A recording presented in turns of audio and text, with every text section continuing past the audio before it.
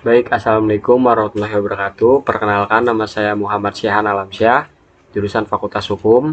Di sini saya akan menjelaskan mengenai kontrak pintar atau smart contract atau perjanjian otomatis di dunia digital.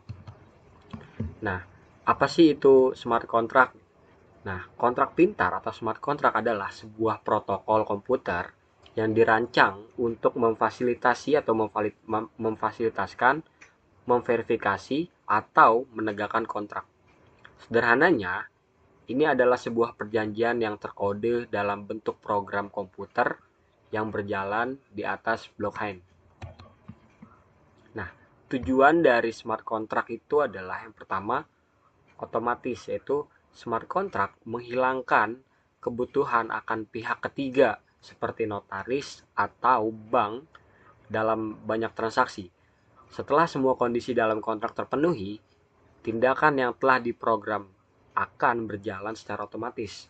Kemudian ada transparan, ya semua transaksi yang melibatkan smart contract tercatat pada blockchain sehingga dapat dilacak dan diverifikasi oleh siapa saja. Ini meningkatkan kepercayaan dan mengurangi risiko penipuan. Aman. Tentu saja, data yang tersimpan di blockchain sangat sulit untuk diubah atau diretas. Ini memberikan tingkat keamanan yang lebih tinggi bagi transaksi. Kemudian juga ada efisiensi. Dengan mengotomatiskan banyak proses, smart contract ini dapat mengurangi waktu dan biaya yang diperlukan untuk menyelesaikan transaksi tersebut. Kemudian ada akurat. Risiko kesalahan manusia dalam pelaksanaan kontrak dapat diminimalkan karena semua proses berjalan sesuai dengan kode yang telah ditetapkan. Nah, bagaimana nih cara kerjanya? Nah, pertama cara kerja adalah kode sebagai hukum gitu. Syarat dan ketentuan dari sebuah kontrak diterjemahkan ke dalam kode komputer. Kode ini kemudian dijalankan di atas blockchain, sebuah teknologi yang mencatat transaksi secara terdesentralisasi dan transparan. Otomatisasi. Setelah semua kondisi dalam kontrak terpenuhi, kontrak pintar akan secara otomatis menjalankan tindakan yang telah diprogramkan sebelumnya. Misalnya, jika pembayaran sudah diterima, maka kepemilikan atas suatu aset akan secara otomatis berpindah tangan. Kemudian ada transparansi. Di sini semua transaksi yang melibatkan kontrak pintar tercatat pada blockchain sehingga dapat dilacak dan diverifikasi oleh siapa saja. Tidak adanya pihak ketiga. Kontrak pintar akan menghilangkan kebutuhan akan pihak ketiga yang biasanya bertindak sebagai perantara dalam sebuah perjanjian seperti notaris atau bank. Nah, di sini penerapan smart contract. Pertama ada industri keuangan. Untuk melakukan transaksi keuangan secara otomatis, seperti pembayaran utang atau transfer aset lah, real estate untuk memfasilitasi akhirnya pembelian dan penjualan properti secara lebih cepat dan aman. Supply chains yaitu untuk melacak pergerakan barang dan produsen ke konsumen. Governance yaitu untuk menciptakan suatu sistem voting yang transparan dan juga aman. Nah, ada tantangannya juga dalam penerapannya, yaitu pertama ketidakjelasan regulasi, undang-undang informasi dan transaksi elektronik atau undang-undang ITE. Meskipun undang-undang ITE memberikan suatu payung hukum bagi transaksi elektronik, namun belum secara spesifik mengatur mengenai kontrak pintar. KUH Perdata. Akhirnya KUH Perdata sebagai dasar hukum perjanjian umum di Indonesia belum mengakomodasi secara khusus karakteristik unik dari kontrak pintar ini. Kemudian ada keamanan dan kehandalan teknologinya.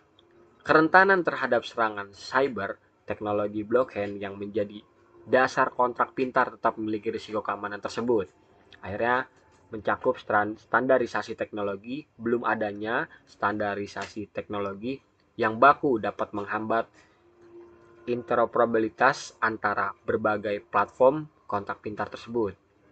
Aspek hukum kontrak, itu ada unsur-unsur sah perjanjian. Kontrak pintar harus memenuhi syarat sah suatu perjanjian sebagaimana diatur dalam KUH Perdata.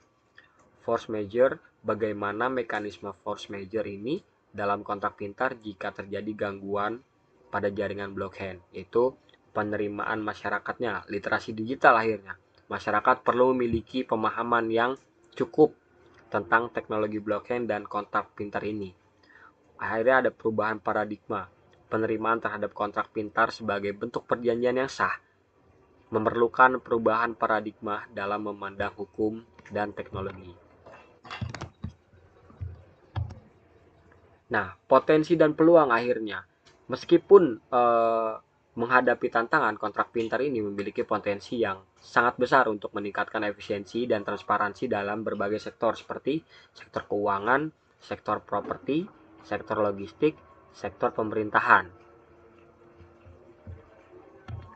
Nah, akhirnya saya dapat menyimpulkan bahwa kontrak pintar merupakan suatu inovasi yang menjanjikan, namun penerapannya di Indonesia itu sendiri masih memerlukan payung hukum yang jelas dan komprehensif akhirnya.